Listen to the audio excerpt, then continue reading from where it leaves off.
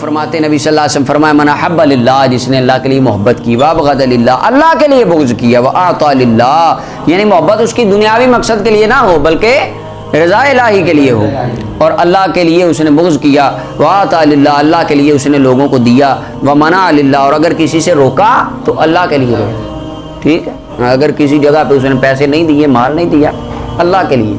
یعنی کوئی ایسا شرعی عذر شرعی سبب تھا جہاں پہ اس نے مناسب سمجھا کہ نہیں یہاں پہ نہیں دینا، اب ایک بندہ ہے ٹھیک ہے تو وہ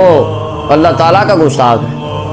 اب بندہ اس کی معاملات اسے پہ مال روک لیتا کہ یہ میرے خدا کو گالیاں دیتا ہے میں اس کو کیا دوں، تو اللہ کے لیے اس نے معاملہ کیا،